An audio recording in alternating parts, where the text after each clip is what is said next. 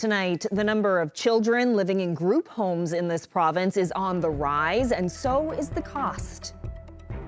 The provincial government spends hundreds of thousands of dollars per year per child for kids in group homes and residential placements. So with all that money being spent, are the kids better off?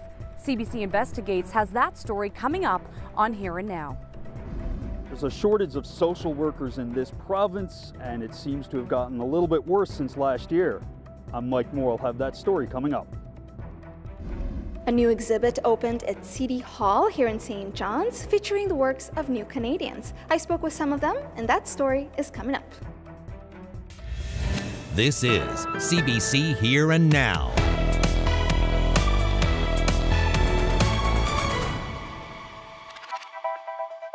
Good evening and welcome to Here and Now.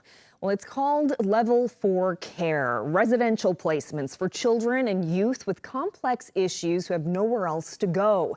The number of children in these privately owned group homes and independent living arrangements is climbing, and so is the cost. The provincial government is spending on average nearly $400,000 per child per year. And there are questions about whether the system is getting the best results. Ariana Kelland has the story.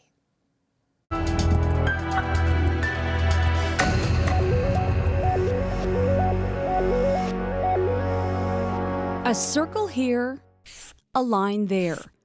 A family, a child's foundation of support. For hundreds of children and teens in this province, that family structure doesn't exist. A recent count showed there are 913 kids in care, wards of the Department of Children, Seniors and Social Development. Of those kids, 225 live in staffed residential homes. That includes group homes and emergency and individual placements. And the cost for fewer than a dozen private providers? Nearly $90 million last year. And there have never been so many kids in need. We all pay attention to the fact that we have a declining youth population in our province. That's well known. That's a huge problem. But we also have a rapidly escalating number of the young people we do have ending up in harm's way. Previous government ministers have acknowledged the rising costs and the importance of addressing them, but the numbers keep going up. The corporate costs of childcare piling up is one thing.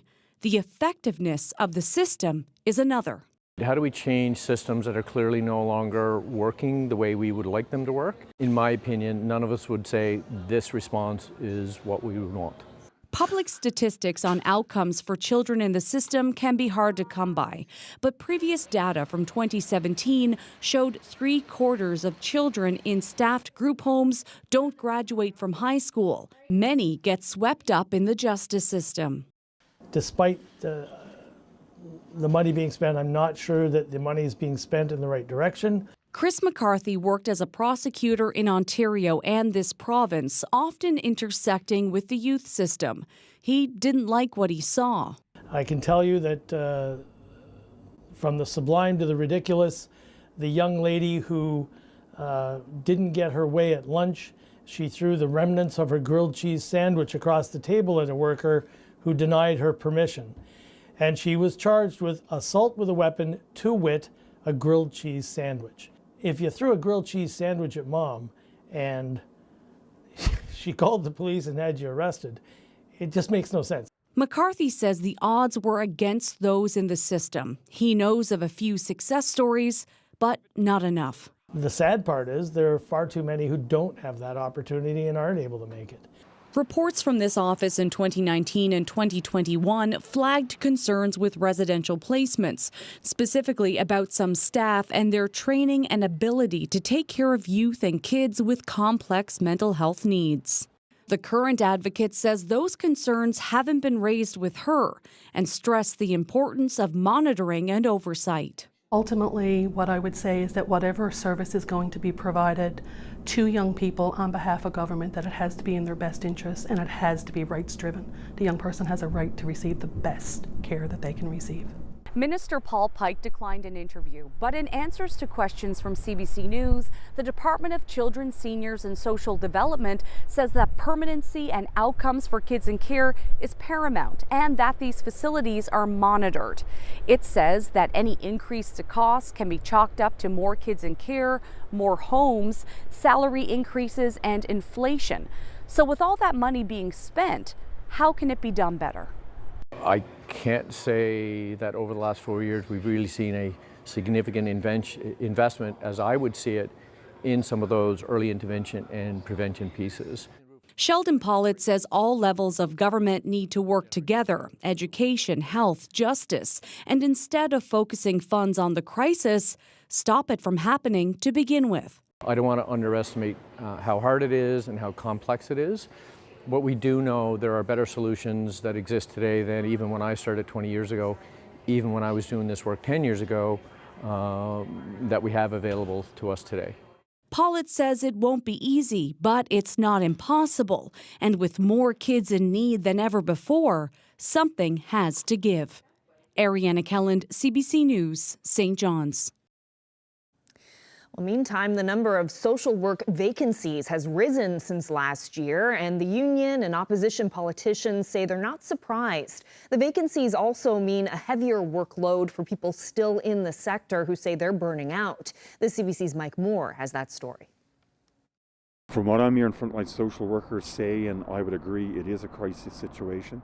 NAPE President Jerry Earle says the shortage of social workers in Newfoundland and Labrador is a crisis. It's an issue he raised nearly a year ago. At the time, there were 99 vacancies in the Department of Children, Seniors and Social Development.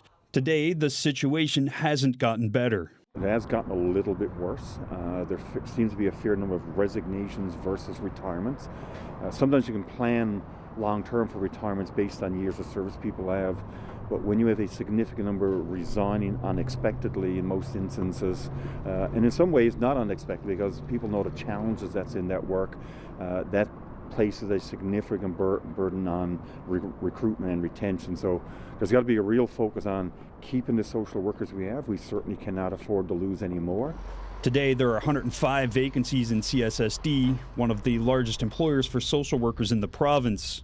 NDP leader Jim Dinn says there should be exit interviews in order to get to the root of the problem, given that resignations are outpacing retirements. That's significant because that means there's an extra workload now on the people who are left, and we're not talking about the easy to manage cases. We're probably talking about some of the most difficult cases, whether it's child custody, people dealing with significant stressors in their life. It's unclear why social workers are quitting well before retirement age, but industry reports suggest work-life balance and burnout among other reasons.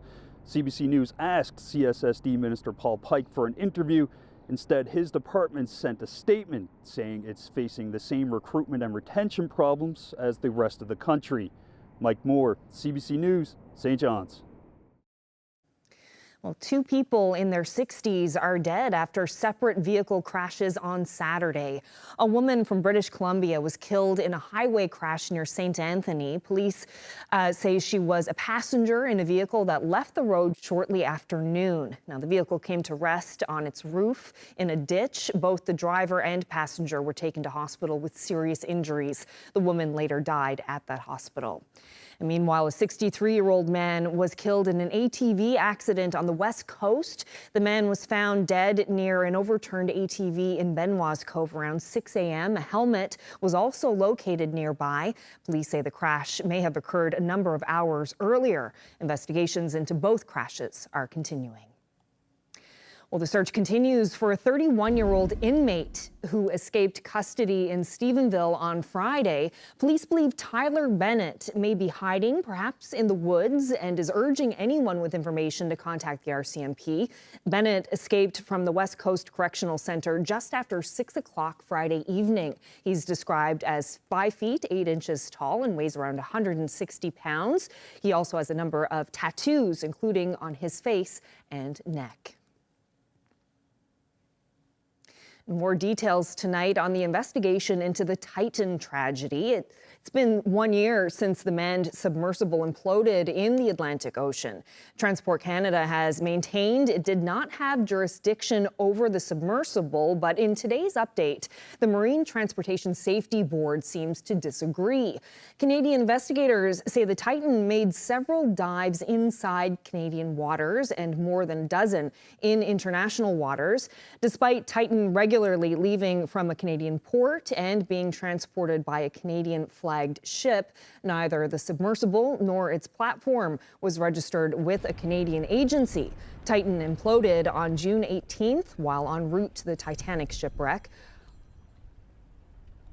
They're telling the regulator that they were not able to confirm whether these submersibles have been the subject to oversight by TC or other certifying bodies. And when I say submersibles, that's because there's a policy that's been put in place in 2005 by Transport Canada, a policy on passenger submersible craft. And what the TSB has found is that they haven't been able to confirm if TC was providing oversight on these submersibles and on this particular one, also the Titan. And all 5 passengers on board the Titan were killed in that tragedy. On Friday, the U.S. Coast Guard said the investigation is taking longer than expected due to the complicated nature of the situation. Well, in other news, ferry runs along Labrador's north coast have begun for the season. The Department of Transportation and Infrastructure says the MV Hamatic left Goose Bay last evening for its first sailing. It says both upper and lower decks were filled, carrying 39 passengers, 16 vehicles, and 372 tons of freight. Last week, area MHA Leela Evans raised concerns about delays in the start of the ferry season. And still in Labrador, there are still 7 forest fires burning in the Big Land. The province's forest fire duty officer says crews are busy fighting those fires and have been able to contain the blazes so far. Currently on site today, we have 4 air tankers and 5 helicopters currently actioning these fires as required. We have 25 staff on site with an additional 11 personnel en route today. Fire activity and suppression activities remain stable. The weather over the last couple of days has cooperated, allows us to get some good suppression activity in. Fire boundaries remain consistent with the past couple of days, and we've been able to maintain those eastern flanks heading towards Churchill Falls.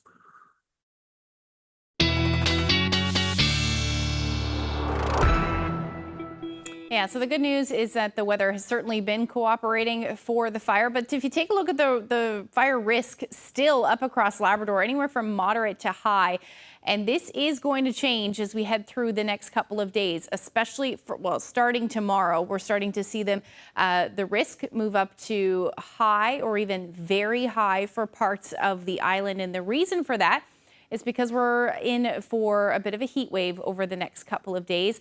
We've got a ridge of high pressure dominating the southern portion of the Atlantic provinces at the moment, but we've got an area of low pressure bringing in some of that cloud cover at the moment, some cooler temperatures and some rain, which is certainly helping. But we've got a ridge of high pressure in the upper levels, which is leading to a heat dome over the next couple of days, and that is going to bring in some very mild air. In fact, some of the mildest temperatures.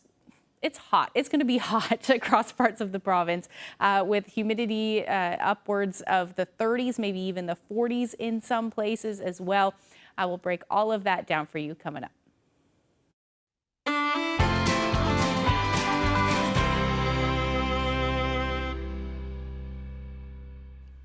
The Association for New Canadians is showcasing the cultures of newcomers in the province through photography. This week, there are various events in St. John's to celebrate these new faces and promote inclusion. Our CBC reporter Arlette Lazarenko was at the launch. The walls here tell stories of cultures from around the world, from refugees and newcomers, in still images highlighting bits and pieces of the places they left behind. My contribution to the exhibition is a picture of the Umayyad Mosque in Damascus. This mosque is one of the oldest and largest mosques in the world. The old name of it is Persia, but nowadays it is called Iran. And we have a Persian rug over there. We have an instrument, it is called setar. The dolls over there, it symbolizes the home, the guardian of the home. The Ukrainian mother usually make that out of the whatever you find in your house. You made a doll, and it will protect your home from the bad luck or something like that. The Association for New Canadians brought these once strangers together. City Hall's walls hosting the pictures. Today, it launched an event that featured speeches from some of the newcomers and welcoming others to the province to foster connections with the new faces in their new home. Margarita Chebanenko is from Ukraine and been in Canada for 2 years. Events like this can connect one newcomer to another. In Afghanistan, it was not the same situation as in Ukraine, but I just realized that those girls, they had mental problems because of the war, of course. This united us.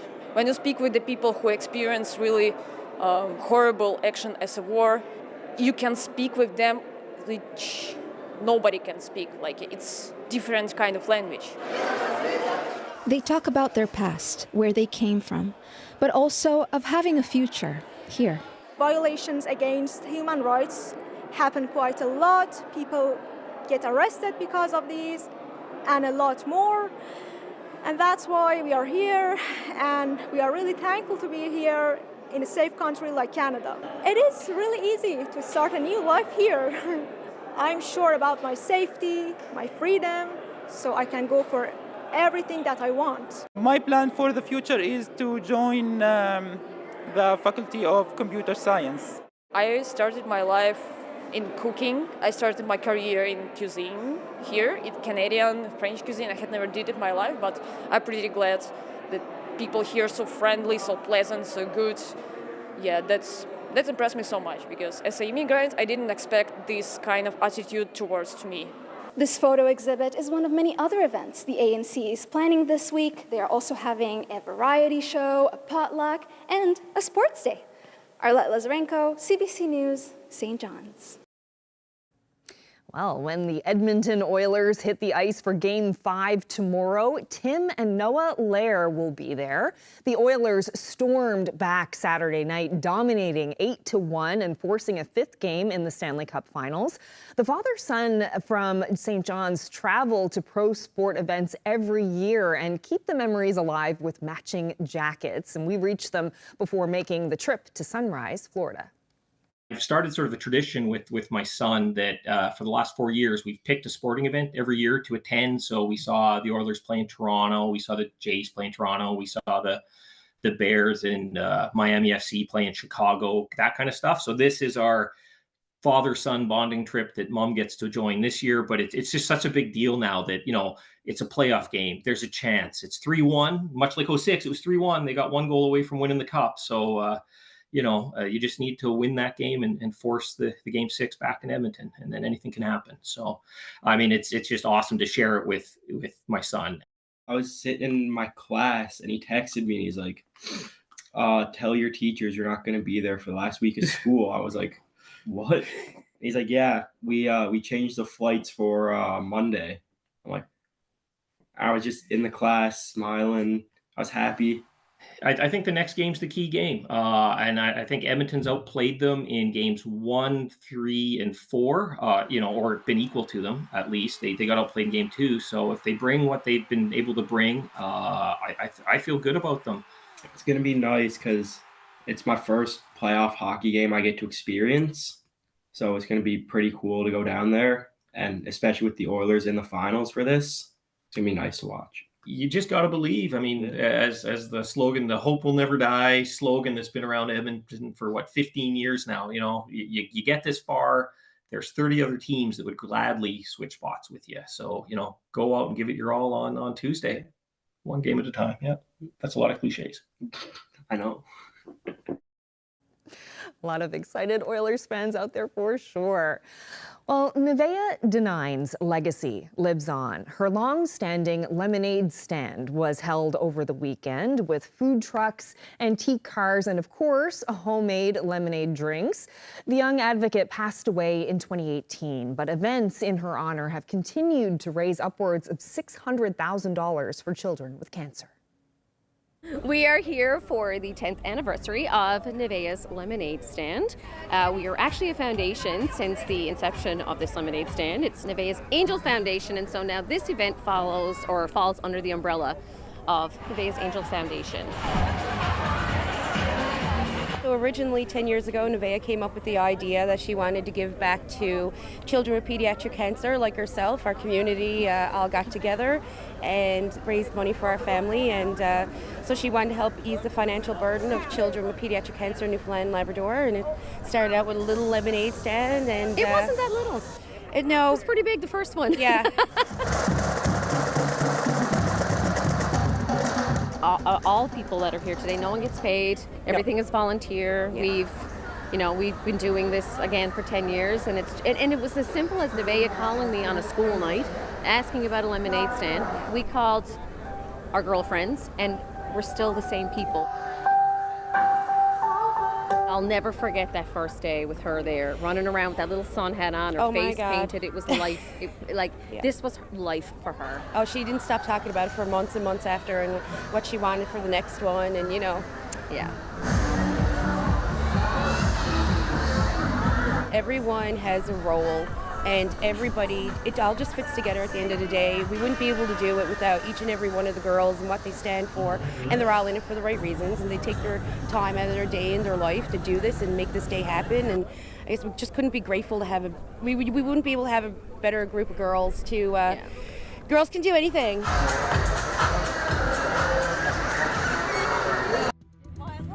Have a look at this. Daniel Collins took his children out to watch the water bombers filling up over the weekend, and that's when he captured this close encounter yesterday evening in Churchill Falls.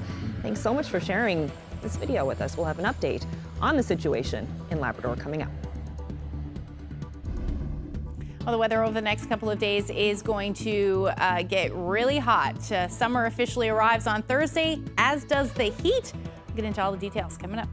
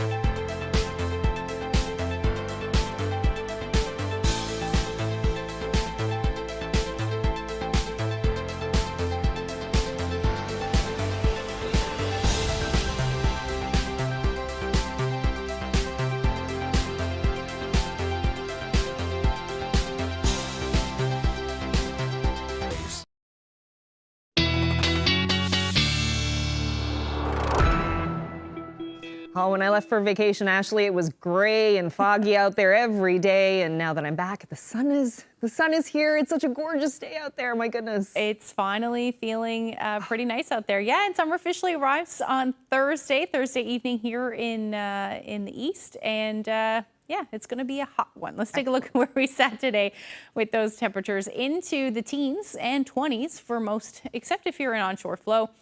You're sitting around 16 degrees along the south coast of the island, but Twilling Gate reached 23 today. Temperatures up across Labrador as well. 19 in Lab City, 24 in Happy Valley Goose Bay. If I zoom out a little bit, we can see all of that heat. These are the current temperatures right now over parts of Ontario. 29 degrees in Toronto, Detroit, 34, Chicago, 36 degrees.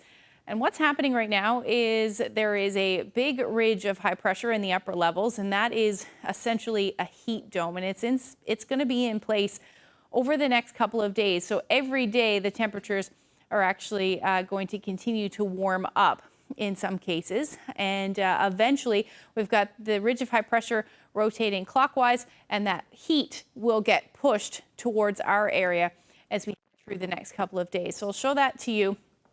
The reds and oranges are those warm temperatures. We're talking about daytime highs potentially in the upper 20s, maybe even the 30s. If we're going to reach the 30s, I think the best day of that, the best chance of that will be Wednesday for parts of Labrador and Thursday across the island. So we will eventually start to see some of those temperatures dip after that, though. So this heat wave will really only last through Thursday.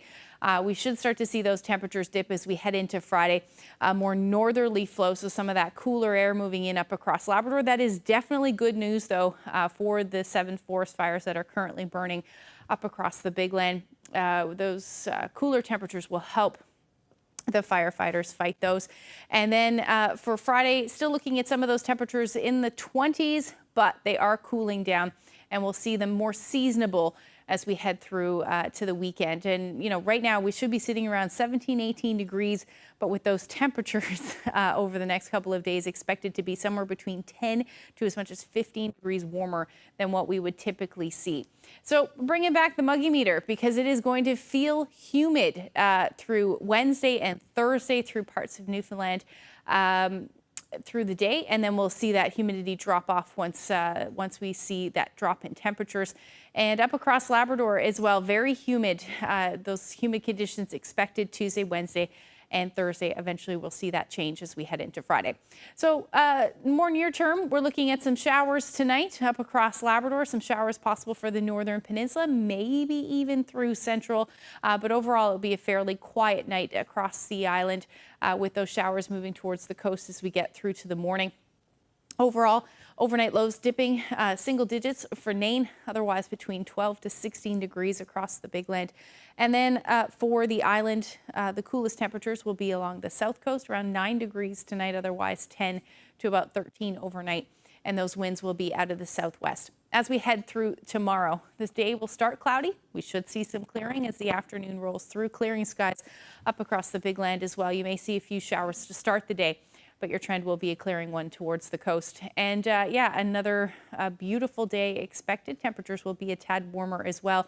But as we head into the evening hours, we will see some of those showers move in for Lab West. Temperatures tomorrow are going to be into the 20s. So again, you're going to start to feel some of that humidity through the day tomorrow. Winds out of the southwest, a little breezy on the west coast, 30 to 50 kilometer per hour winds. Those of you in onshore flow, though, will see temperatures cooler, so only into the teens. Otherwise, most of us should reach the low to mid 20s tomorrow, even about 25 degrees in Twilling Gate. Labrador, heat, especially for the southeast, so 25, 26 degrees expected. Otherwise, you'll be sitting in the low 20s. Again, much warmer temperatures over the next couple of days. We'll break that down for you coming up in a little bit. Well, we're about a month into forest fire season in this province, and yesterday much of Labrador was under an extreme fire hazard warning. Several forest fires have been burning out of control. And for an update on the situation, Provincial Fire Duty Officer Brian Oak joins us now from Corner Brook. So how are forest fire risk levels in the province right now, particularly in Labrador? Across much of Labrador today, we're into a high moderate type zone. Fire starts are quite common this time of the year, so we ask the public to be vigilant. What areas are most at risk today? Primarily central Labrador in and around Churchill Falls region. Certainly we have 2 active fires. That appears to be the hottest section of Labrador today. How many fires in total are actively burning in Labrador right now? We currently have 7 active fires, 3 of which are classified as being contained. 3 are out of control. And can you talk about the firefighting efforts with those fires? Like, what kind of resources have been deployed to tackle those fires? Currently on site today, we have 4 air tankers and 5 helicopters currently actioning these fires as required. We have 25 staff on site with an additional 11 personnel en route today. Fire activity and suppression activities remain stable. The weather over the last couple of days has cooperated. It allows us to get some good suppression activity in. Fire boundaries remain consistent with the past couple of days, and we've been able to maintain those eastern flanks heading towards Churchill Falls. Are controlled burns part of the fire safety strategy in Labrador? Is that something that's being done? Certainly they are a part of our toolbox, but there's no active control burns at this point in time. It is currently being evaluated, and we'll look into that as future arises. It's oftentimes when you're trying to create a fire break, either control burn or land clearing is often the techniques used. And so why is that not being done now? Well, the fire indices are quite high. There's still a high fire risk, and the location of those fires aren't conducive to that type of application at this point in time. Yeah, a lot of Labrador, very remote areas. What kind of challenges does that pose for firefighters? Well, certainly the steep terrain and the fuel loading in and around the Mount Hyde Lake fire hasn't provided itself any opportunity for crews on the ground at this time. We've been continuing to use air support to suppress those fires. And you mentioned earlier about people being vigilant. What should people in a high-risk area do or not do to keep safe? So we currently have no public advisories or safety concerns at this point in time. The public certainly can avail of social media and our website to maintain current status of these fires. Public advisories will be issued if and when public safety becomes an issue. Now, it is normal to have forest fires this time of year, but over the past few years, we've seen more extreme fires in other parts of the country and in the world. Do you think that we're at greater risk for more severe fires? Climate change appears to have an impact on these fire frequencies and intensities. This particular year, we're below average. But keep in mind that this type of activity is anticipated, and the province currently has resources available to try to combat those risks. And we still have months to go. So as you say to the public to stay vigilant. Brian Oak, thank you so much for this. Really appreciate this update. Thank you. Have a great day.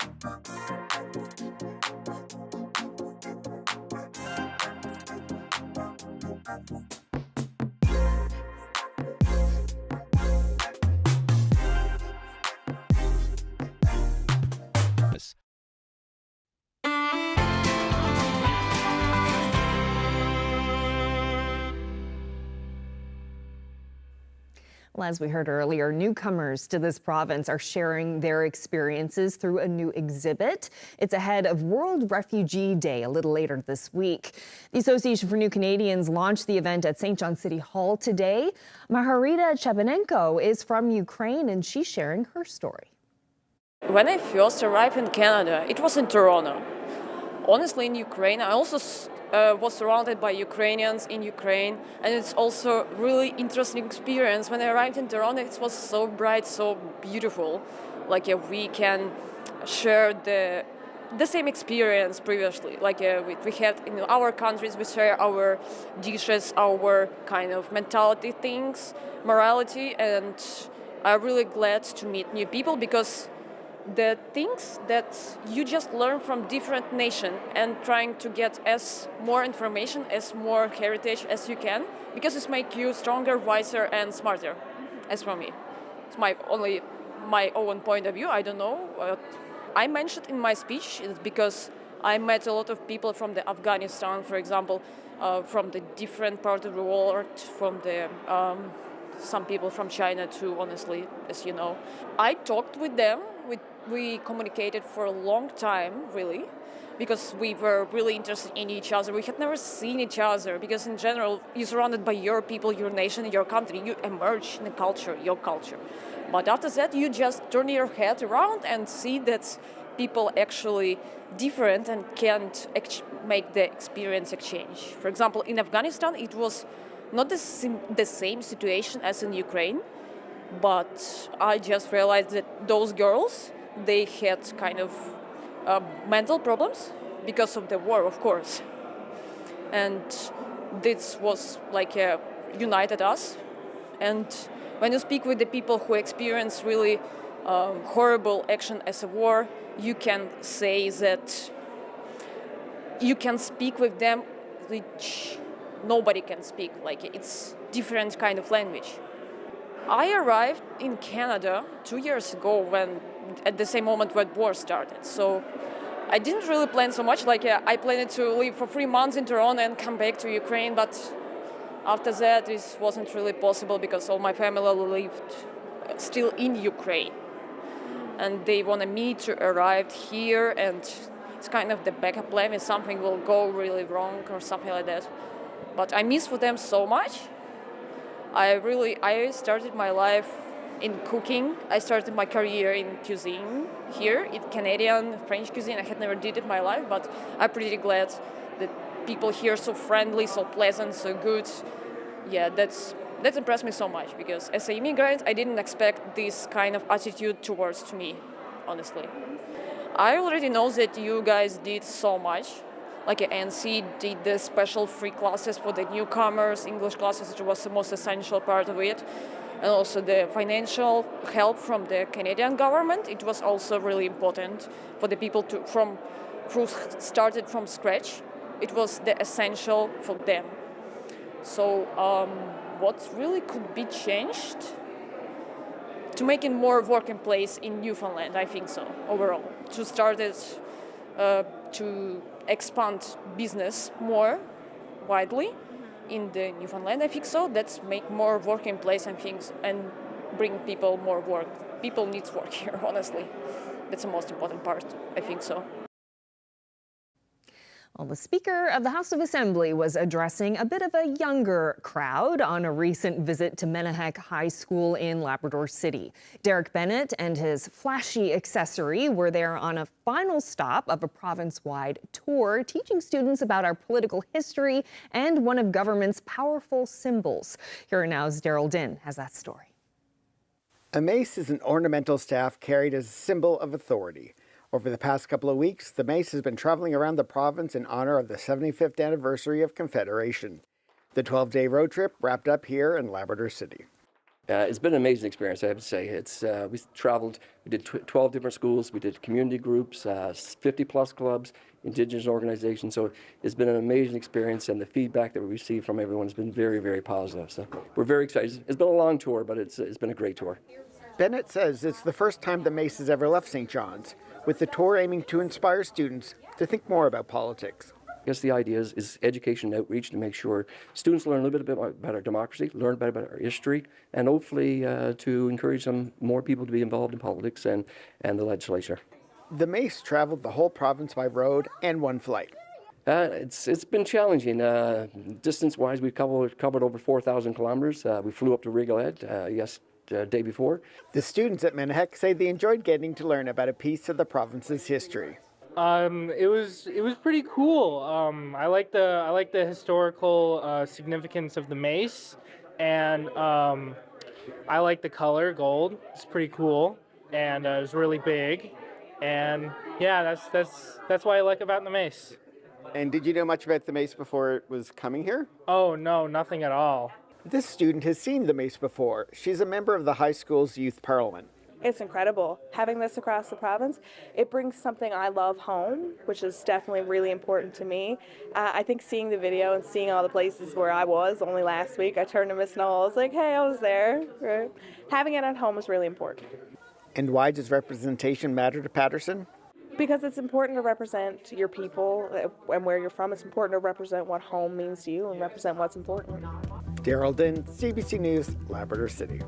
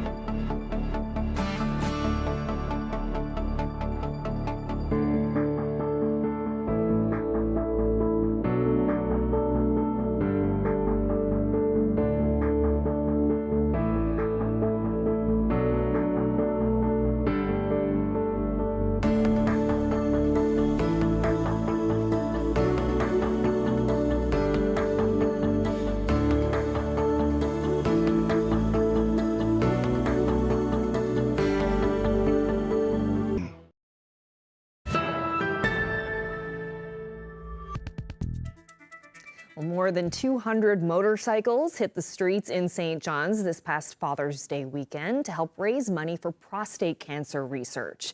The Avalon Ride for Dad has been supporting the cause for nearly 2 decades and has raised a considerable sum in the process. We are hosting the 17th annual Motorcycle Ride for Dad, all in the aid of prostate cancer awareness and research right here in Newfoundland and Labrador. We have researchers here, and of course they are doing great work towards prostate cancer awareness and trying to hopefully find that cure. Dad was diagnosed back in 2009 with prostate cancer, and it was ironic how it happened afterwards, in that I didn't know what prostate cancer was, and after he was diagnosed, I remember one day just coming down Kidmount Road here and seeing a billboard, and it was Ride for Dad, and of course I'm like, what was that? And I looked it up to find out what it was, and here we are about 15 years later. And of course the start was all about my dad. Now, of course, as you know, years go by, it's about all of us. It's about us as women, it's about families, it's about all men. Overall Canada, we raised around $41 million so far. And in Newfoundland, we raised, I think it's like $2.1 million over the past 17 years. Basically, just had some friends who had prostate cancer, and they motivated me to get involved and help get awareness and raise money for the cause. I knew zero about prostate cancer, didn't even know what it was hardly, and I learned so much, and with friends and going to conferences and all that kind of stuff, it's been amazing. And the research that's on the go and awareness is just amazing. With all the bikes going around, we got flags put on our bikes, so that'll get some awareness out there. If you're over 40, and if you're not over 40, you can go to your doctor, family doctor, if you have one, and ask to get your PSA checked. It's only a simple blood test now. There's no invasive procedures. So yeah, just get your PSA checked from your family doctor. When we watch the bikes leave, there's barely a dry eye, because it's like, look at what we've done, look at what we have accomplished, and look at the word that we have gotten out there, and it just means so much to us overall as an organization. And for me, on a personal level, going back to my dad, knowing every year I always say, Happy Father's Day, Dad, this is for you. Another fundraising event over the weekend. About 70 people donned bright orange T-shirts and walked around Quidi Vidi Lake. The walk was in support of the Sash Bear Foundation, which provides programming for people experiencing mental health issues and their loved ones. Saturday's walk helped to raise money for that programming. The walk is our 3rd annual Walk on the Rock, and we do the walk for Sash Bear coast to coast. This walk is specific to raising awareness for mental health, and we're trying to raise funds and awareness that mental health is a family problem. And how can we support the families? Because it's not just an individual problem, and individuals do not get better on their own. They need the family support. We need the village, the community. Sash Bear is a nonprofit charity that was started 13 years ago by a family that unfortunately lost their daughter to suicide. And so Sash Bear is all about mental health and taking care of your mental health. We do all kinds of things, like through Family Connections, you could do a 13-week course on how to live with somebody with borderline personality disorder, for example.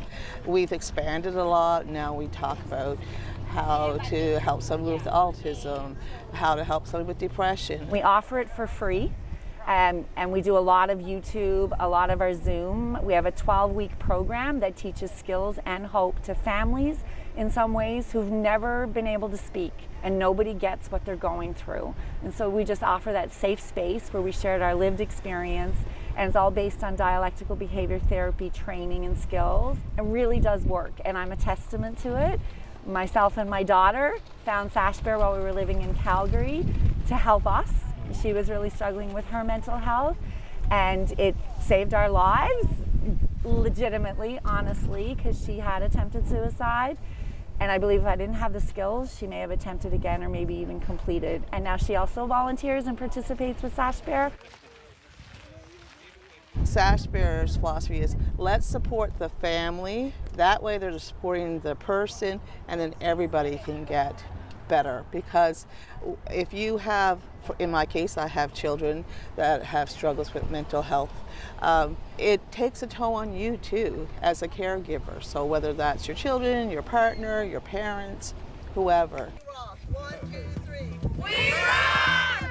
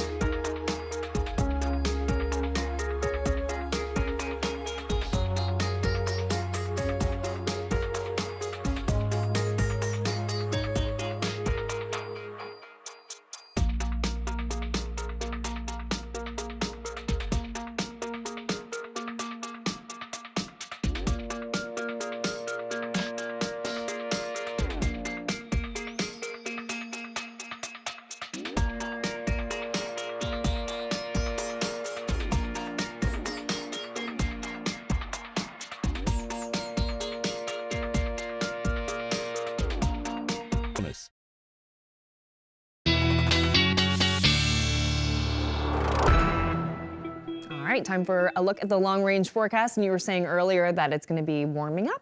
It is. As the week goes on. Yeah, some of the warmest, well, the warmest air we will have seen so far this year. And we could break some records as well through Wednesday and Thursday. Let's take a look at what's going on. So it's going to be a bit unsettled, especially up across parts of Labrador. By the time we get into Wednesday, we could be talking about the risk of some thunderstorms as well. So you got to keep an eye on that. But this is when we're really going to start to see some of that heat. Now, as we head into the afternoon and evening, parts of the west coast and maybe along the northeast coast, you may see some showers as well. And overall, this is when we will see that heat up across the big land. So temperatures will be into the mid to upper 20s. Again, humidex values will likely feel closer to the 30s or even close to the 40s. through the day on Wednesday, and then we'll start to see some of that heat across the island as well. Temperatures for the west coast generally into the mid-20s, low to mid-20s. Central, I think that's where we're going to see the warmest temperatures through the next couple of days. But 27 to 28 by the time we get into Wednesday. Again, humidex values upper 30s, potentially low 40s, and St. John should hover around 25 degrees. The best chance of showers, like I said, will be for the northern peninsula through your Wednesday. As we head into Thursday, as that heat really starts to grab hold of the island, we will see some clear skies, so mainly clear skies through the day with the exception of the northern peninsula. Area of low pressure tracking across Labrador. That is going to bring, again, the chance of some showers, maybe even some thunderstorms through the day. And take a look at your temperatures. So temperatures will start to cool down for areas like Lab West, but hang on for central Labrador. So 27, 28 degrees. And this is the best, I think if we hit the 30-degree mark Thursday, will be it through central. So 28 to 30 degrees expected. And again, your humidex values, very humid weather expected through your Thursday. And even temperatures along the south coast still into the mid to upper 20s through the day as well.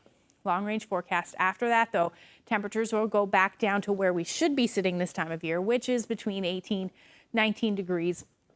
We're also going to get a bit unsettled as well through Friday and Saturday. Overnight lows are going to dip as well into the single digits. Now, for central Newfoundland, humid weather right through Thursday, Friday, Saturday, more comfortable. Definitely, and western Newfoundland will see that as well, dropping to the teens by the time we get into Saturday. Watch your overnight lows, though, if you've planted anything. Oh, We're getting pretty down to the single digits there. And up across Labrador, cooling off Friday and Saturday, and definitely cooling off across western Labrador. And again, your single-digit lows as well through the overnight period. Our weather photo of the day is of the northern peninsula. This is Port Saunders. A nice colorful reflection from the sky there. Thank you very much for that photo. And if you have any weather photos you'd like to share with us, you can send them to Facebook or email them to nlphotos@cbc.ca. Oh, it's beautiful. I love those colors. A little bit of blue, a little bit of pink. Gina, and thank you so much for that. Thank you so much. What a great forecast for this week. I mean, it just looks like everyone's going to have a great week. Yeah, you're definitely going to need those air conditioners if you have any. You'll be very happy about that. But and sunscreen. Sunscreen, wear a hat, keep your windows closed and your blinds closed. Yeah, we're not used to this. Definitely. Preparing for the heat. That's right. All right, well, that's it for us on this Monday evening. Thank you so much for spending part of your night with us. Good night.